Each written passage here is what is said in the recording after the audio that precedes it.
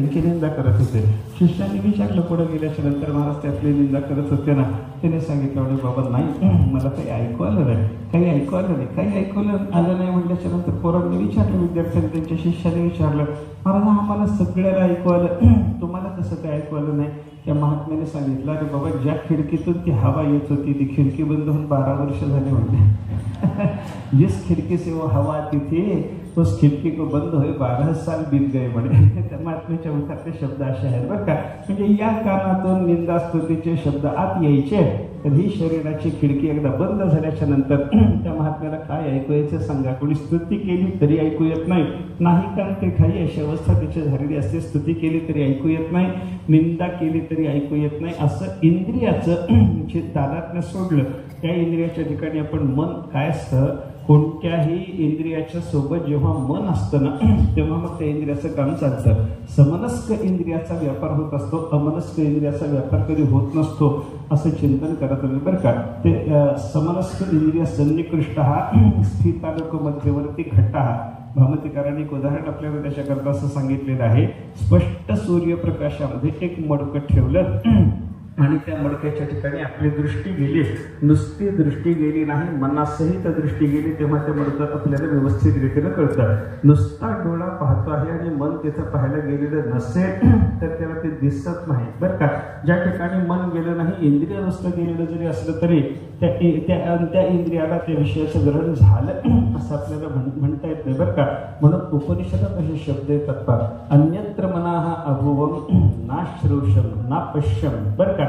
माझा डोळा एखाद्या ठिकाणी गेलेला आहे पण मन मात्र दुसरीकडेच आहे. ती वस्तू पाहण्यामध्ये माझं मन जर गुंतलेलं नसेल, ना पश्यम मला काही दिसत नाही, आणि ना श्रवशम हा शब्द ऐकण्यामध्ये माझा कान प्रवृत्त आहे असं एखाद्या वेळेला दिसतं खरं, पण माझ्या कानाच्या सोबत माझं जर मन नसेल मला ते काही ऐकू येत नाही. तर भागवतामध्ये इशुकाराचं चरित्र येतं की नाही. भागवतामध्ये दत्तात्रयाचे जे गुरु आहेत 24 गुरु, त्या 24 गुरुमध्ये इशुकार आहेत. इशू शब्दाचा अर्थ बाण, बाणाचा टोक करीत बसलेला एक लोहार होता.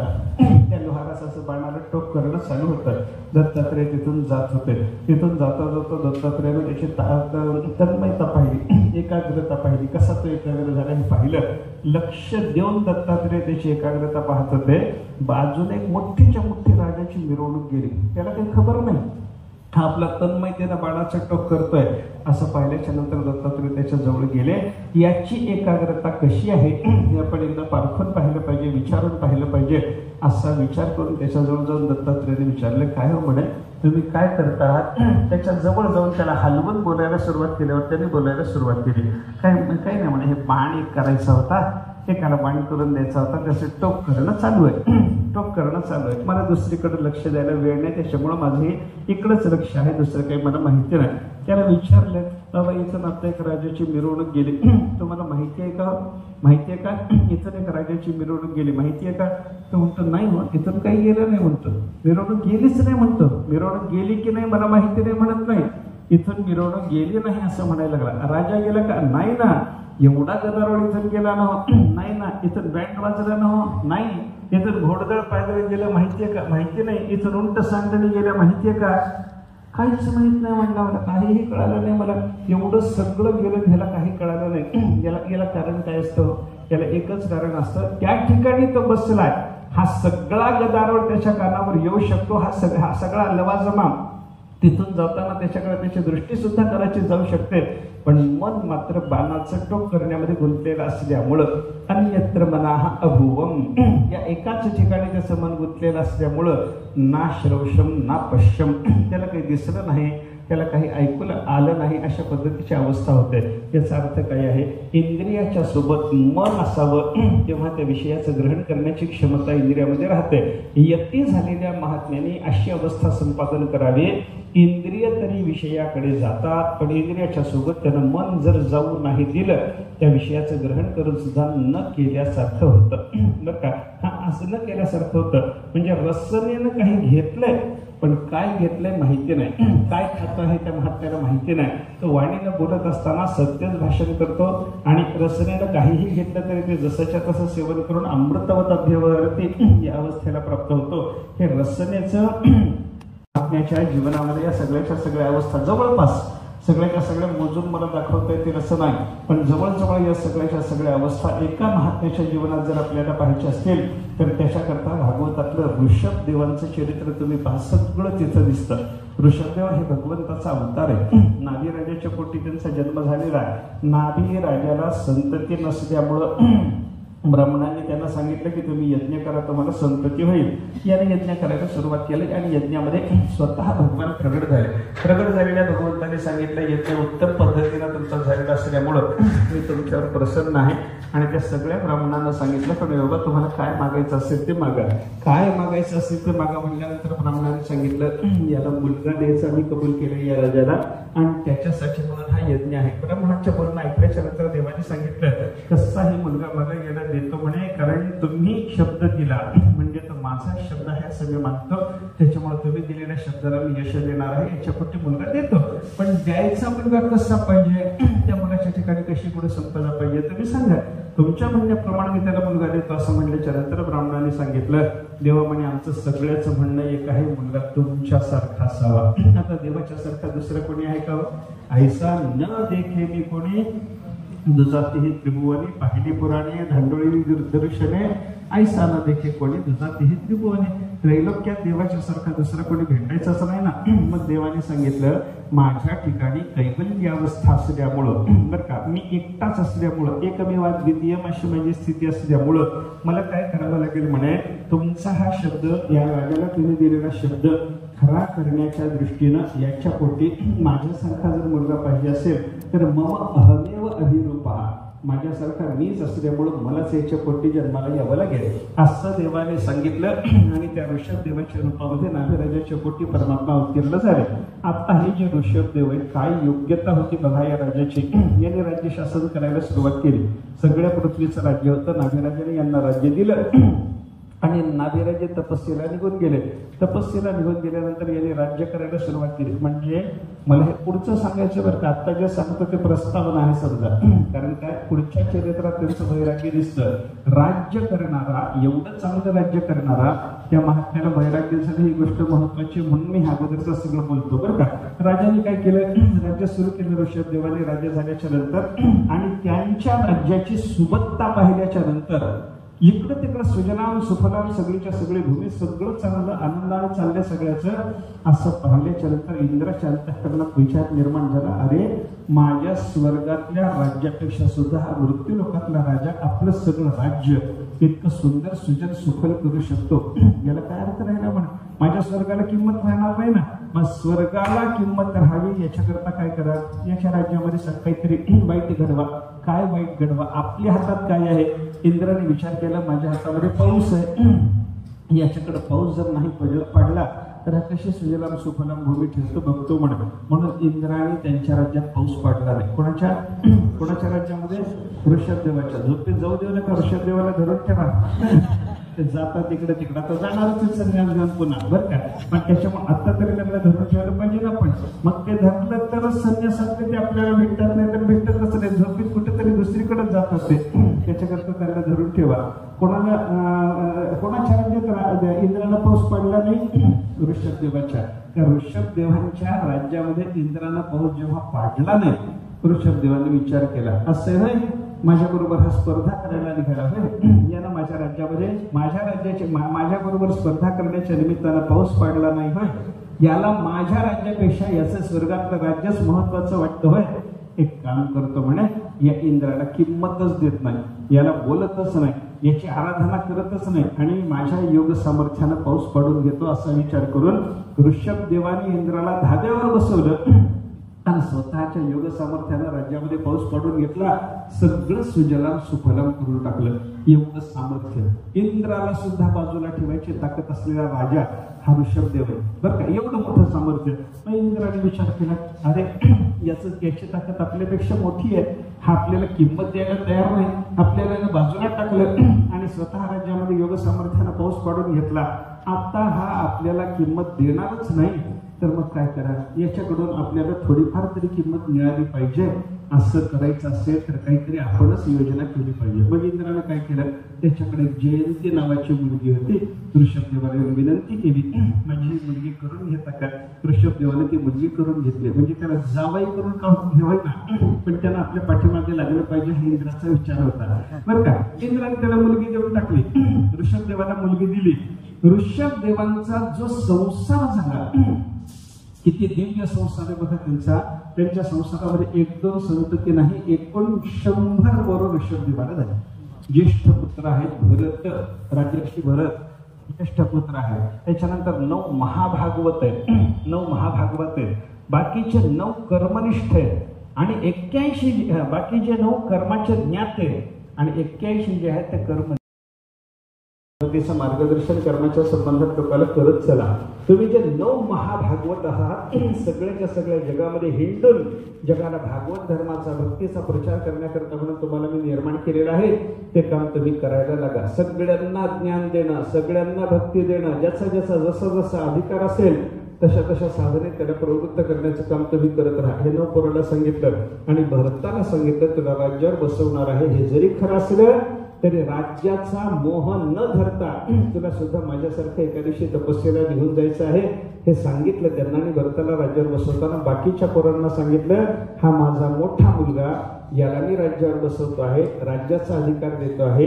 तुम्हाला सगळ्यांना तुमची तुमची कामं मी लावून दिलेली आहे, पण तुम्ही आपली आपली कामं करत असताना हा मोठा भाऊ आहे ना, ज्येष्ठ भ्राता पितुस्तमः, शास्त्र असं सांगतं की मोठ्या भावाला बापाप्रमाणे मानलं पाहिजे. त्याच्यामुळे याच्याविषयी माझी बुद्धी धरून याची तुम्ही सेवा करा.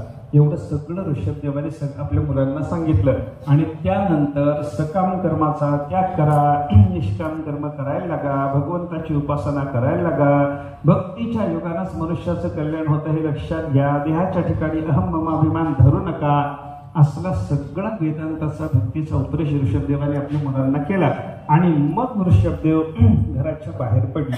ते घराच्या बाहेर पडलेले ऋषभदेव कसे आहेत आता आपल्याला तिथलं चिंतन करायचं आहे बरं का. ऋषभदेव घराच्या बाहेर पडल्याच्या नंतरची त्यांची अवस्था जर आपण पाहिली तर अजिव्हा, षण्डकः, पंगुः, अंधः, बधिरः, मुग्धः, ही सगळी अवस्था त्यांच्या ठिकाणी कशी दिसते याचं वर्णन भागवताच्या 5व्या स्कंधाच्या 5व्या अध्यायात आलेलं आहे. ते तुम्हाला वाचून दाखवतो, मला पाठ नाही, वाचून दाखवतो बरं का.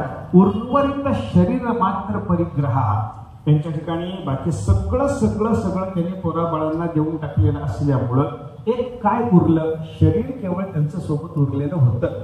बाकी कोणी एक दास नाही, एक सेवक नाही, आपल्या बरोबर त्याने कोणालाही घेतलेलं नाही, अशी त्यांची अवस्था होती बरं का. उर्वरित शरीर मात्र परिग्रह, एक स्वतःचं उरलेलं शरीर प्रारब्धानं ते उरलेलं आहे, ते टाकून देता येत नाही, ते कोणाला वाटून देता येत नाही. म्हणून ऋषभदेवाने ते आपल्या बरोबर घेतलं. आणि बाहेर पडताना त्यांची अवस्था कशी, उन्मत्तः इव गगनपरिधानः, जणू काही उन्मत्ताप्रमाणे त्याने अवस्था धारण केली. एखादा उन्मत्त वेडा झालेला मनुष्य जसा असं, मुग्ध म्हणलं काय, उन्मत्त म्हणलं काय, एकच आहे बरं का. अशी उन्मत्तासारखे, मुग्धासारखे, वेड्यासारखे त्याने अवस्था धारण केलेली होती. गगन परिधानः, परिधान म्हणजे वस्त्र, अंगावरचं वस्त्र कोणतं, गगन परिधान, दिगंबर, शरीरावर वस्त्रच त्याने घेतलेलं नव्हतं, कोणतंही वस्त्र अंगावर नाही. प्रकीर्ण केशः, केस सगळे असे मोकळे सोडलेले, मेडे वाकडे झालेले बरं का. आत्मनी आरोपित आहवनीय, आहवनीय नावाचा अग्निहोत्राचा त्यांचा जो अग्नी होता त्याने त्याचा आत्मसमारोप करून घेतला. आणि ब्रह्माव्रतात प्रभुराज, ब्रह्मावर्त देशामध्ये जे त्यांचं राज्य चालू होतं ते तिथे राहत होते. तिथून ते बाहेर पडले, संन्यस्त धर्मानं वागायला लागले. म्हणजे कसं कसं केले बघा, शरीरच केवळ आपल्या बरोबर घेतलेलं आहे, वस्त्र सुद्धा अंगावर ठेवलेलं नाही, केस सुद्धा सुंदर विंचरून लावून ठेवलेले नाही, आत्मस्वरूपाच्या ठिकाणी अग्नीचा समारोप केलेला.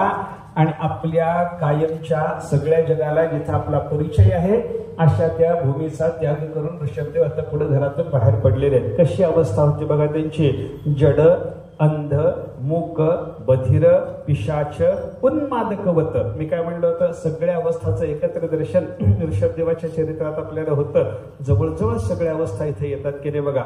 ऋषभदेव कसे वागत होते, जडाप्रमाणे, एखादा वेडा माणूस जसा असावा त्या पद्धतीचं दर्शन लोकांना होत होतं. अरे एवढा मोठा राजा, सगळ्या जगाचा राजा, इंद्राला धाब्यावर बसवणारा राजा, 100 पोरं अशी चांगली सद्गुणी निर्माण करणारा राजा, सगळ्यांना सन्मार्गाला लावणारा राजा, पण घरातून बाहेर पडल्यानंतर अवस्था कशी आहे? अगदी वेड्यासारखी. लोकांनी वेडा समजावं अशी वृषभदेवाची अवस्था होती बरं का.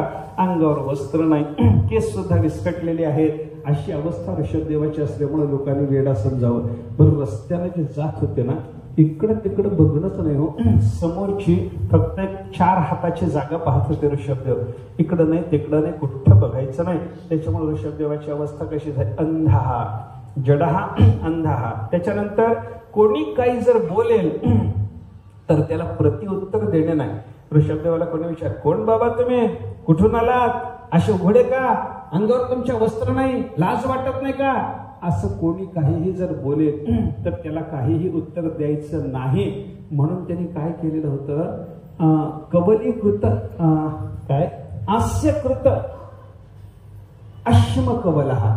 हास्य म्हणजे मुख, मुखामध्ये त्याने केलेलं आहे म्हणजे ठेवलेला आहे काय? दगडाचा घास.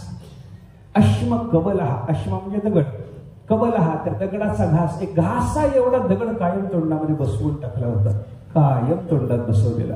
बोलता येऊ नये याची व्यवस्था केलेली. कोणी काही जरी निंदा केली, प्रतिशब्द तोंडातून एखाद्या वेळेला होईल ना, देहतादात जरी सुटलेला असला तरी काहीतरी कधीतरी एखादी प्रतिकाराचा शब्द आपल्या मुखातून येईल ना, त्याच्याकरता तो बाहेर येऊ नये याच्याकरता हास्यकृत अश्म कवलहा अशी ऋषभदेवाची अवस्था होती. तोंडामध्ये घासा एवढा दगड कायमचा बसवून टाकलेला होता आणि त्याच्यामुळे बोलता येत नव्हतं. कोणी काही विचार, कुठून आला, काही नाही. म्हणजे बहिऱ्यासारखी अवस्था झाली ना, बहिऱ्यासारख्या काही बोलले हा मुक्यासारखी त्यांची अवस्था झाली. त्यांना काही नाही, कोणी काही बोला, शिवी द्या, काही नाही, कशाला उत्तर देणं नाही. आणि बधीर ऐकू जणू काही येत नाही अशा पद्धतीने ते पुढे चाललेले असायचे. कोणी काही जरी बोललं तरी जणू ऐकू येत नाही अशा पुढे पिशाच, एखादा पिशाचवादा झालेला मनुष्य असावा, पिसाटासारखा, तसं त्यांचं चालणं असायचं. उन्मादकवत, उन्मत्त झालेल्या पुरुषाप्रमाणे हिंडत राहायचे. अवधूत वेशहा, अवधूत अवस्थेमध्ये ऋषभदेव होते. त्यांचं पुढचं वर्णन करताना सांगितलंय, अभिभाष्यमानोपि जनानां गृहीत मौन व्रतः तूष्णीं बभूव. लोकांनी त्यांच्याशी कशाही पद्धतीचं भाषण केलं तरी लोकांशी बोलायचं नाही. गृहीत मौन व्रतः, ज्यांनी कायमचं मौन व्रत घेतलेले, तोंडात दगडच बसवल्यानंतर आता बोलणार कसे आहात हो, असं कायमचं मौन व्रत घेतलेले हे ऋषभदेव तूष्णीं बभूव, अगदी शांत होऊन राहत असत. पुढे चला, तत्र हे हिंडत होते. एका ठिकाणी राहणार नाही. सकाळी उठलं की चालायला लागायचं. किती चालायचं? थकेपर्यंत चालायचंच आहे. पायाने ज्या दिवशी ज्या क्षणात बसवलं त्या क्षणात बसायचं आणि पुन्हा पायाने थोडस उठायची ताकद दिली की लगे उठून पुढे चालायला लागायचं. असं ऋषभदेवाचं चाललंय. वेड्यासारखंच वागायचंय. त्याच्यामुळे हे असं वागत असत. तत्र कुठं कुठं फिरले? पुर, ग्राम, आकर, खेट, वाट, खरवट, शिबिर, व्रज, घोष, सार्थ, गिरी, वन, आश्रमादिशु अनुपथम. हे सगळ्या ठिकाणी ते जात असत. पुर म्हणजे मोठं गाव, ग्राम म्हणजे लहानसं गाव, आकर म्हणजे एखादी लहानशी वस्ती, त्याच्यापेक्षा गावापेक्षा लहानशी वस्ती, खेट म्हणजे खेडत, वाट म्हणजे वाडी, खरवट म्हणजे डोंगरावर असलेली वस्ती, शिबिर म्हणजे छावण्या, सैन्याच्या वगैरे छावण्या असतात ना, युद्धाच्या निमित्तानं वगैरे निर्माण केलेल्या जी छावण्या असतात त्याला शिबिर म्हणतात. व्रज म्हणजे गोशाळा, घोष म्हणजे गवळ्याच्या वस्त्या, सार्थ शब्दाचा अर्थ आहे व्यापारी लोकांनी आपल्या स्वतःच्या निवासाकरता हिंडती फिरती जी व्यवस्था केलेली असते त्याला सार्थ असं म्हणतात. किंवा यात्री लोकांच्या करता सुद्धा अशा हिंडत्या फिरत्या व्यवस्था ज्या केल्या जातात त्याला सार्थ म्हणतात. आणि अशा सगळ्या ठिकाणी कुठं पर्वतावर, कुठं वनामध्ये, कुठं आश्रमामध्ये सदा सर्व काळ ऋषभदेवांचं फिरणं असायचं. आणि अनुपथम अवनिचरापसदैहि परिभूयमानः. रस्त्यानं जाताना त्यांना अवनिचर अपसदैही म्हणजे पृथ्वीवर हिंडणाऱ्या माणसाच्या रूपात दिसणारे पण नालायक असलेले लोक त्यांच्याकडून काय होत होतं? परिभूयमानः, वेगवेगळ्या पद्धतीनं त्यांना त्रास होत होता. पण तो त्रास ऋषभदेवाला काहीही जाणवत नव्हता. कसा जाणवत नव्हता? त्याला दृष्टांत दिलाय. मक्षिकाभिः इव वनगजः. अरण्यातून हिंडणारा एखादा जंगली हत्ती असावा, त्या हत्तीच्या गंडस्थळातून दानोदक गळत असावं, त्या दानोदकाच्या सुगंधावर लुप्त होऊन अनेक माश्या त्याच्या गंडस्थळाच्या भोवती घोंगावत असाव्यात. त्या घोंगावणाऱ्या माशांनी त्या हत्तीला त्रास होताना सुद्धा काहीही त्या माशाचा विचार न करता हत्ती जसा चालत राहतो तसं लोकांनी त्रास दिल्याच्या नंतर कोणत्याही प्रकारचा त्या त्रासाचा विचार न करता, त्याला प्रत्युत्तर न देता, त्या त्रासाच्या करता कुठल्याही प्रकारची प्रतिक्रिया न करता ऋषभदेवाचं सरासर बघा चालणं असायचं. ऐका, लोकांनी त्यांना त्रास कसा कसा दिला त्याचं जे भागवतात वर्णन आहे. तर्जन, ताडन, अवमेहन, स्थीवन, ग्राव, शकृत, रज, प्रक्षेप, पूतिवात, दुरुक्तैहि इतक्या पद्धतीनं लोकांनी त्यांना त्रास दिलेला होता. काय काय करायचं? तर्जन, कोणीतरी एखाद्या वेळेला त्यांना धरायचा, भीती लावायचा. काय हो, काही लाज वाटत नाही? नागवे फिरता, अंगावर वस्त्र नाही तुमच्या, कोंडून ठेवा मी तुम्हाला, शासन करू, याच्या पुढे तुम्हाला जाता येणार नाही, असं कोणी एखादा त्यांना तर्जन करायचं. तर्जन म्हणजे घाबरवणे, भीती दाखवणे, भीती घालणे, हे तर्जन झालं. त्याच्यानंतर ताडन, एखाद्या वेळेला ऋषभदेवाला कोणीतरी धरून ठोकायचा. अरे हा काय माणूस आहे, याच्या अंगावर वस्त्र नाही, अरे बायका मुलातून हा फिरतो, याला हा ऐकत नाही, आपलं याला असं फिरू नको म्हणून सांगितलं तरी ऐकत नाही, द्या मार. ऋषभदेवाला कोणी मार द्यायचा, कोणी त्यांना बोलायचा, कोणी त्यांना ताडन करायचा. तर्जन, ताडन, याच्या पलीकडच्या ज्या यातना आहेत तिने ऋषभदेवाला झालेल्या त्या ऐकवत जाणार. एवढा मोठा ब्रह्मज्ञानी महात्मा पण रस्त्यानं वेड्यासारखी अवस्था धारण करून चालत असताना लोकांनी तर्जन केलं. अरे जगा इंद्राला भीती निर्माण करणारा राजा, पण त्याला लहान लहान सामान्य माणसाने त्याला भय निर्माण करावं, त्याने उगीच भय निर्माण झाल्यासारखं दाखवून पुढे चालत राहावं. जगाला भय वाटावा अशा पद्धतीची क्षमता असलेला हा महात्मा, इंद्राला सुद्धा ताडन करण्याची ताकद असलेला महात्मा, पण लहान लहान पोरांनी धरून यांना ठोकावं आणि तुम्ही याच्या पुढे जाऊ नका बाबा म्हणून त्यांना धमकवावं. ऋषभदेवाने ते सगळं सहन करावं. त्याच्या पुढं अवमेहन, एखादा नालायक तिथे यायचा आणि ऋषभदेवाच्या अंगावर लघवी करायचा. स्थीवन, एखादा नालायक त्यांच्या जवळ यायचा, त्यांच्या अंगावर थुंकायचा. काय काय? अवमेहन, स्थीवन, ग्राव, शकृत, रज, प्रक्षेप. ऋषभदेव रस्त्यानं जाताना कोणी त्यांना दगड मारायचा, ग्राव प्रक्षेप. कोणी शकृत, अरे शेण विष्ठा सुद्धा कोणी त्यांना फेकून मारायचा. हा, आणि रज प्रक्षेप, कोणी त्यांच्यावर धूळ उडवायचा. हे सगळं सगळं सगळं ऋषभदेवाने सहन करावं. पुढे चला, पूतिवात, कोणी अपान उत्सर्ग त्यांच्या जवळ येऊन करायचा, याला आपला दुर्गंध द्यावा. केवढा अपमान आहे हो, केवढा अपमान. पण त्या महात्म्याला कोणत्याही प्रकारची भावना नाही. एवढा अपमान होऊन सुद्धा एक काळ असा होता की इंद्राला सुद्धा हा भारी, पण एक काळ त्याने असा धारण केला स्वतःच्या ठिकाणी की आपल्याला काहीही कशाचंही उत्तर द्यायचं नाही. पूतिवात, दुरुक्तैहि, वेगवेगळ्या पद्धतीने शिव्या गाळ करून सुद्धा लोकांनी त्यांना त्रास दिला.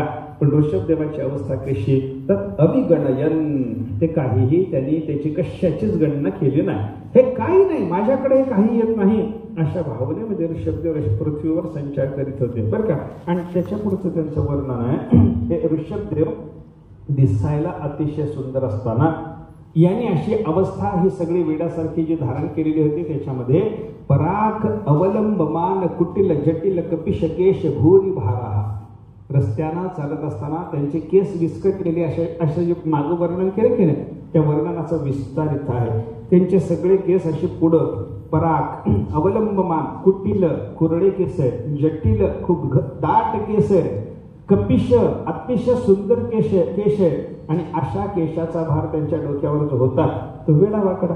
अरे केस चांगले आहेत, तुमचे केस कुरडे आहेत, तुमचे केस सुंदर आहेत, तुमचे केस दाट आहेत, पण असं असताना सुद्धा ते वेडे वाकडे ठेवल्याच्या नंतर त्या केसाने शोभा निर्माण होऊ नये अशी अवस्था ऋषभदेवाने संपादन केलेली होती. ऐका, याच्या पुढं ऋषभदेवाने असा विचार केला, ठीक आहे म्हणे, मी सगळ्या जगामध्ये हिंडायला लागलो आणि जगात हिंडत असताना लोकांनी दिलेला हा सगळा उपद्रवही सहन करायला लागलो, पण कालांतरानं एवढी पीडा झाल्याच्या नंतर सुद्धा जो महात्मा शांत असतो तो महापुरुषच असणार अशी भावना लोकांच्या अंतःकरणात निर्माण होईल ना. अरे आम्ही याला एवढं मारलं, काही उत्तर नाही. अरे आम्ही याला एवढं भय निर्माण केलं, काही प्रत्युत्तर नाही. अरे आम्ही एवढ्या शिव्या मोजल्या, पण हा एका शब्दानं आम्हाला काही बोलला नाही. अशी भावना लोकांच्या अंतःकरणात निर्माण जर झाली तर लोक म्हणतील की बाबा हा महात्मा आहे, आणि महात्मा म्हणून लोक जर माझ्याकडे यायला लागले तर माझ्या साधनेमध्ये व्यवधान येईल, माझी साधना थांबून जाईल, मला जे काही साधायचंय ते साध्य करता येणार नाही.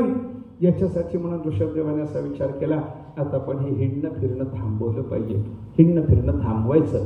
आणि हिंडणं फिरणं थांबवून ऋषभदेवाने एका ठिकाणी राहायचं ठरवलं. त्याच्याकरता ऋषभदेवाने जे व्रत घेतलं, व्रतम आजगरम आस्थितः, अजगराचं व्रत घेतलं. अजगराचं व्रत घेतलं. अजगर कसा राहतो, झोपून आला. अजगर कसा असतो, एका ठिकाणी पडून असतो. अजगर खाण्याकरता प्रयत्न करत नाही, त्याच्या जवळ जे येईल ते ओढायचं खायचं, श्वासाने ओढायचं खायचं असं त्याचं चाललेलं असतं. त्याला काही खाण्याकरता प्रयत्न करायला कुठंतरी जावं आपण असं वाटत नाही. अजगर जसा एका ठिकाणी पडून असतो, ऋषभदेवाने अजगराचं व्रत घेतलं. एका ठिकाणी ते पडून असत, आणि एका ठिकाणी पडून असताना ऋषभदेवाने कसं केलं होतं, शयानः एव अश्नाति, शयानः एव पिबती, शयानः एव खादती, आणि शयानः एव अवमिहती, शयानः एव हदती. हे ऋषभदेवाचं चरित्र ऐका. ऋषभदेव पडल्या ठिकाणी त्यांच्या तोंडात कोणी जर काही आणून घातलं तर खात असत. आणि ते खायचं कसं, दगड आहे तोंडामध्ये, त्या दगडाच्या बाजूनं जे काही घेता येईल ते खायचं. हो, चावता येतं का? एक घासा एवढा दगड कायम तोंडामध्ये असताना तोंडाची हालचाल करता येते का? अन्न गिळण्याकरता जे काही द्रव पदार्थ, जे काही बाकीच्या कोणत्या तरी एखाद्या जीवाने, गरीब माणसाने विचार केला की बाबा हा महात्मा इथं पडला, आपण त्यांना काहीतरी द्यावं, तर ऋषभदेवांच्याकडे जे यायचं ते शयानः एव अश्नाति, निजल्या काहीतरी खात होते.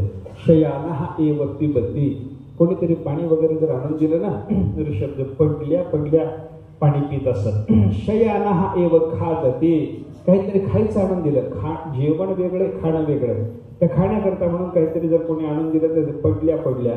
शयानः एव अवमिहती, पडल्या ठिकाणी ऋषभदेव लघवी करत असत.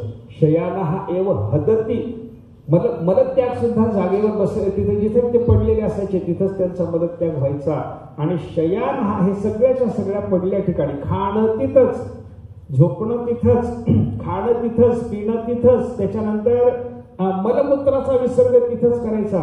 आणि त्याच्यात चेष्टमानः उच्चरित आदिग्ध उद्देशः, कसं होतं, विष्ठा वगैरे तिथंच पडलेली असायचे, आणि हे इकडून तिकडून लोळत ते सगळं अंगाला लावून घ्यायचे. ते सगळं अंगाला लावून घेतल्याच्या नंतर त्यांचं जे बिभत्स रूप दिसायचं लोकांना, कोणी जाईल का जवळ, हा महात्मा म्हणून त्यांच्या भजनाला कोणी जाईल, सेवेला जाईल, अरे यांची सेवा करावी असे हे सगळं मुद्दाम केलेलं. कारण आतापर्यंतचं जगातलं फिरणं आपलं जे लोकांना काहीही उत्तर न देता चाललेलं होतं, त्याच्यातून लोकांनी आपल्याला जर संत समजलं, महात्मा समजलं, तर लोकांची गर्दी आपल्याकडे होईल, आणि भगवंताकडे लागलेलं जे अनुसंधान आहे, परमात्म्याचं जे सदा सर्व काळ घडणारं चिंतन आहे, त्याच्यात अडथळा येऊ नये याच्याकरता काहीही करायची तयारी ही कशी असते याचा विचार करा. खाणं तिथंच आहे, पिणं तिथंच आहे, मलमूत्राचा त्याग तिथंच आहे, लोळणं तिथंच आहे, आणि लोळण्याच्या योगा अंगाला सगळी ती विष्ठा वगैरे लागलेली असायची. अशी ऋषभदेवाची अवस्था आहे. लोक म्हणतील एवढ्या घाणेरड्यापणाला वागावं लागतं का? देवाच्याकडे अनुसंधान लागण्याकरता एवढ्या घाणेरड्या पद्धतीने वागावं लागतं का? ऋषभदेवाच्या विष्ठेच्या बद्दल वर्णन करताना भागवतात असं सांगितलंय, त्या ऋषभदेवाच्या साधनेचा परिणाम म्हणून त्यांची जी विष्ठा होती त्या विष्ठेचा सुगंध 10 योजन पर्यंत पसरलेला असायचा. 10 योजन, योजन शब्दाचा अर्थ 1 योजन म्हणजे 4 कोस, 4 कोस, 10 योजन म्हणजे 40 कोस.